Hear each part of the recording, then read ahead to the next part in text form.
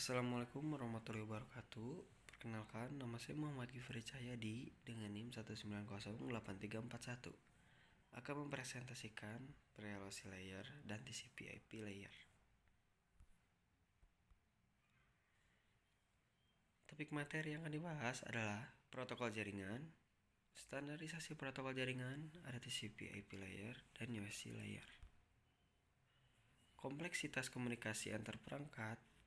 Yang pertama, ketika komputer, terminal, dan atau perangkat pengolah data lainnya bertukar data, prosedur yang terlibat bisa jadi sangat kompleks.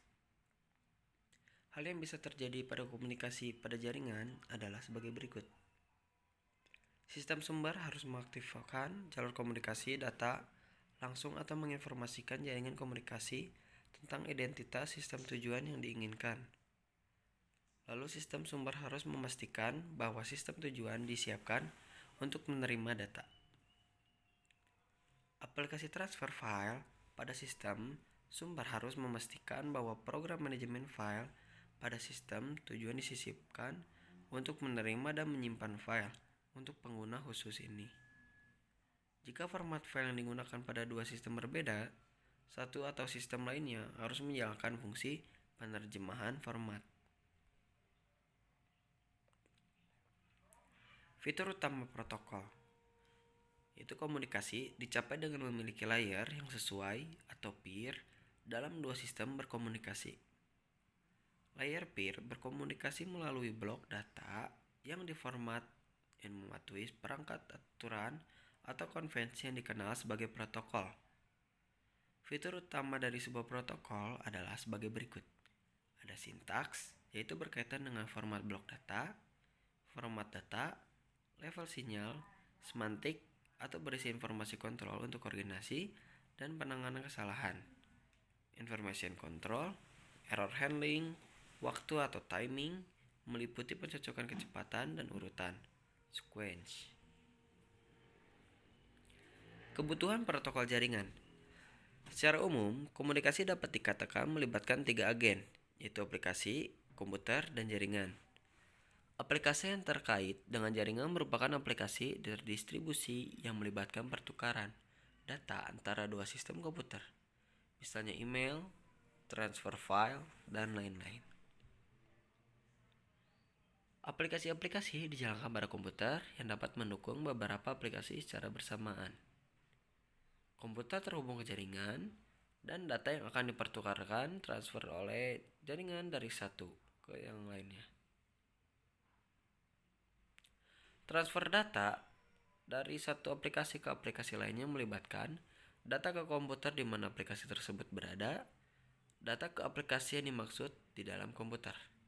Dengan demikian, proses komunikasi tersebut membutuhkan protokol jaringan. Elemen standarisasi protokol. Yang pertama, spesifikasi protokol dan mengoperasikan antar layer yang sama pada dua sistem bisa melibatkan sistem operasi yang berbeda. Spesifikasi protokol harus tepat. Format of data units atau format unit data. Semantic of all fields, semantik dari semua field. Allowable sequence of PCUs, urutan PCU yang diperkenalkan. Definisi layanan, penjelasan fungsional tentang untuk apa disediakan, pengalamatan, direferensikan oleh SAP. Fungsi,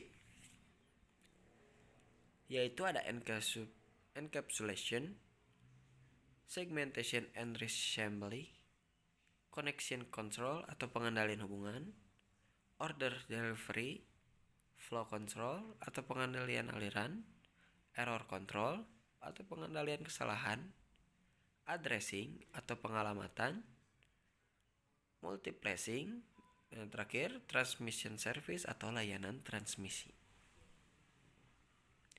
Model referensi TCP or IP and OSI layer. OSI model sejarahnya pada akhir 1970-an, ISO melakukan program untuk mengembangkan standar umum dan metode jaringan.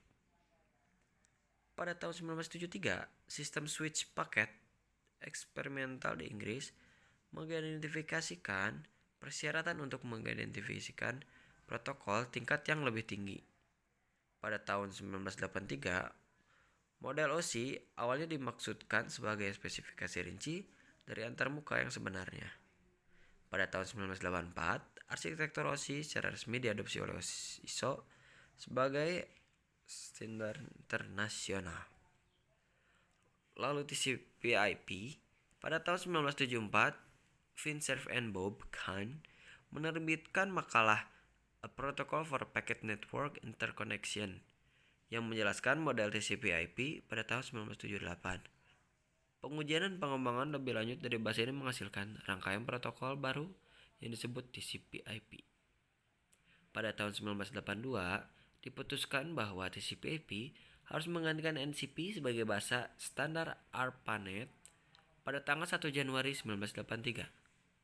Lalu ARPANET beralih ke TCP/IP. ARPANET menyelesaikan keberadaannya pada tahun 1990. Internet telah berkembang dari akar ARPANET dan TCP/IP berevolusi untuk memenuhi kebutuhan internet. Overview model OSI dan TCP/IP. Lalu ada network modelsnya seperti ini. Arsitektur protokol TCP/IP. Layer TCP/IP yaitu yang pertama application, 2 transport, 3 internet, 4 network access, 5 physical. Physical layer menghubungkan antara alat transmisi data atau edge komputer dan medium transmisi atau jaringan. Physical layer meliputi antarmuka fisik antara perangkat transmisi data, misalnya workstation, komputer, dan media atau jaringan transmisi. Layer ini berkaitan dengan karakteristik media transmisi, sifat dan level sinyal, kecepatan data, dan hal-hal terkait lainnya. Network Access Layer. Network Access Layer berkaitan dengan pertukaran data antara end system atau komputer, server, workstation, dan lain-lain dengan jaringan tempat end system tersebut terhubung. Komputer pengirim harus memberikan alamat komputer tujuan kepada jaringan, sehingga jaringan dapat merutkan data ke tujuan yang sesuai. Komputer pengirim mungkin ingin menjalankan layanan tertentu, seperti prioritas yang mungkin disediakan oleh jaringan. Perangkat lunak khusus yang digunakan pada layar ini bergantung pada jenis jaringan yang akan digunakan. Standar yang berbeda dengan perkembangan untuk circuit switching, packet switching, misalnya frame relay, LAN, misalnya Ethernet, WLAN, dan lainnya. Oleh karena itu, masuk akal untuk memisahkan fungsi-fungsi yang berkaitan dengan network access ke dalam layer terpisah. Dengan melakukan ini, sisa perangkat lunak komunikasi di atas network access layer tidak perlu mengkhawatirkan spesifikasi jaringan yang digunakan. Perangkat lunak layer atas yang sama harus berfungsi dengan baik terlepas dari jaringan tertentu tempat komputer terpasang. Lalu ada internet layer. Layer network access berkaitan dengan akses ke dan perorderan dalam melintasi jaringan untuk dua sistem akhir yang terhubung ke jaringan yang sama. Dalam kasus di mana dua perangkat dipasang ke jaringan yang berbeda, prosedur diperlukan untuk memungkinkan data melintasi beberapa jaringan yang saling berhubungan. Ini adalah fungsi dari internet layer. Internet protokol atau IP digunakan pada layer ini untuk menyediakan fungsi perorderan di beberapa jaringan. Protokol ini diimplementasikan tidak hanya di end system, tetapi juga di router. Router adalah prosesor yang menghubungkan dua jaringan dan yang fungsi utamanya adalah merelay data dari satu jaringan ke jaringan lainnya ke dalam dari sumber ke sistem akhir tujuan. Transport layer. Diperlukan penjaminan bahwa semua data sampai di aplikasi tujuan dan bahwa data tersebut sampai dalam urutan yang sama seperti saat dikirim. Kedua, mekanisme untuk menyediakan keandalan pada dasarnya tidak bergantung pada sifat aplikasi. Dengan demikian, masuk akal untuk mengumpulkan mekanisme tersebut dalam layer umum yang digunakan bersama oleh semua aplikasi. Ini disebut layer host ke host atau transport layer. Transmission Control Protocol atau TCP adalah protokol yang paling umum digunakan menyediakan fungsionalitas ini pada transport layer. Application layer. Application layer berisi logika yang dibutuhkan untuk mendukung berbagai aplikasi pengguna. Untuk setiap jenis aplikasi yang berbeda, seperti transfer file, diperlukan modul terpisah yang khusus untuk aplikasi tersebut. Operasi TCP/IP. Untuk memperjelas bahwa fasilitas komunikasi secara keseluruhan dapat terdiri dari beberapa jaringan. Jaringan penyusun biasanya disebut sebagai subnetwork. Semacam protokol network access seperti logika Ethernet digunakan untuk menghubungkan komputer ke subnetwork. Protokol ini memungkinkan host untuk mengirim data melalui subnetwork ke host lain atau jika host target berada di subnetwork lain, ke router yang akan meneruskan data. Lalu ada Internet Protocol diimplementasikan di semua end system dan router. Bertindak sebagai relay untuk memindahkan blok data dari satu host melalui satu atau lebih router ke host lain. TCP hanya diimplementasikan di end system, melacak blok data untuk memastikan bahwa semua dikirimkan dengan andal ke aplikasi yang sesuai. Operasi TCP/IP itu menggunakan dua tingkat pengalamatan IP address. Setiap host dalam subnetwork harus memiliki alamat internet global yang unik. Ini memungkinkan data untuk dikirim ke host yang tepat.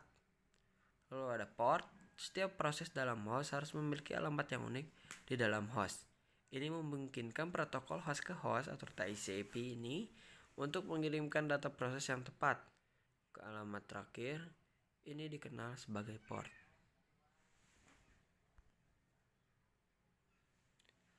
Lalu ini ada contoh operasi pada TCP/IP. Pengiriman komputer A lalu diterima oleh komputer B.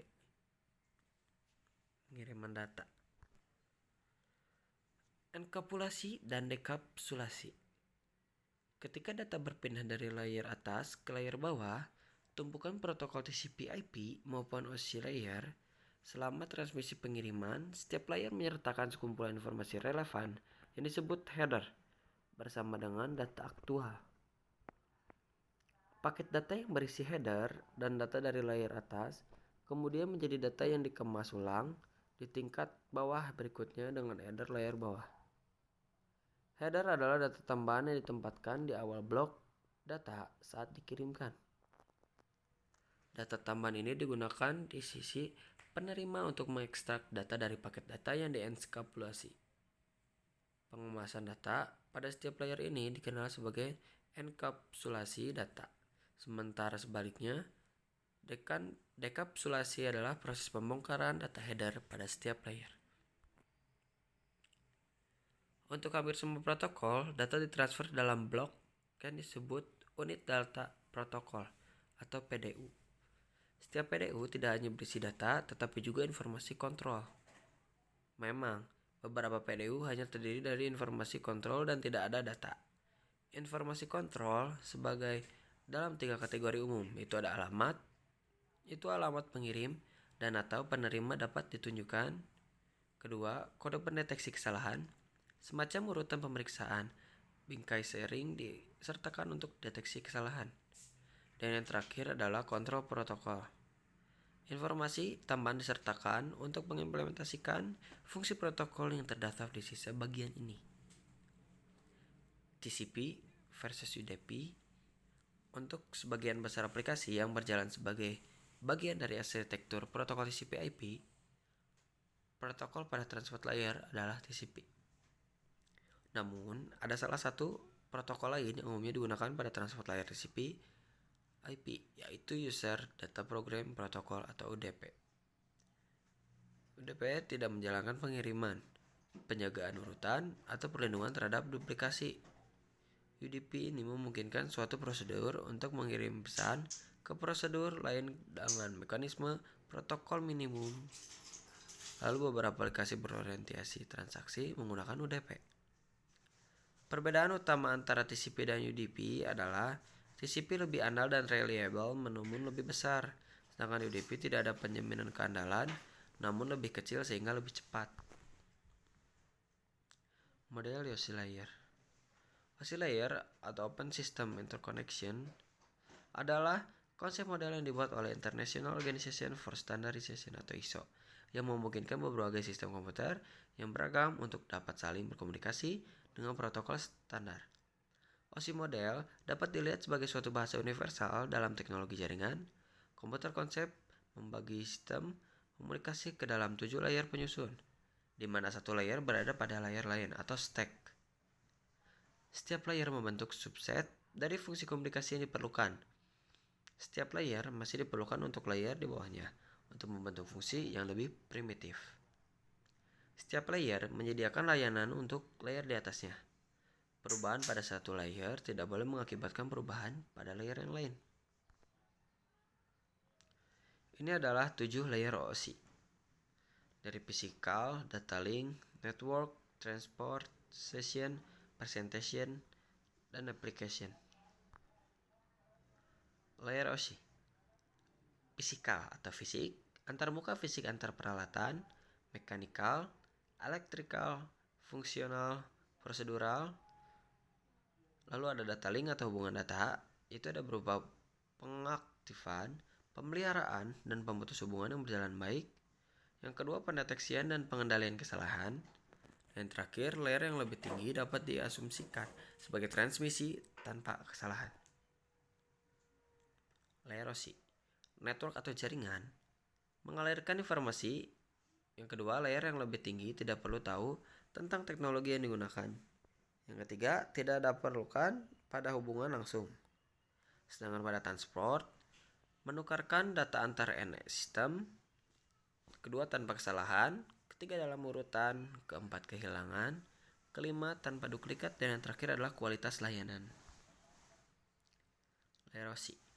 Session, mengendalikan dialog antar aplikasi. Lalu ada aturan dialog, pengelompokan, dan recovery atau perbaikan. Lalu presentasinya, pembentukan dan pengkodean data. Yang kedua, kompresi data. Dan yang terakhir, enskripsi. Lalu ada application, yaitu berupa aplikasi yang mengakses lingkungan OSI. Sekian presentasi dari Muhammad Ifri Cahyadi. Maaf jika ada salah kata. Wassalamualaikum warahmatullahi wabarakatuh.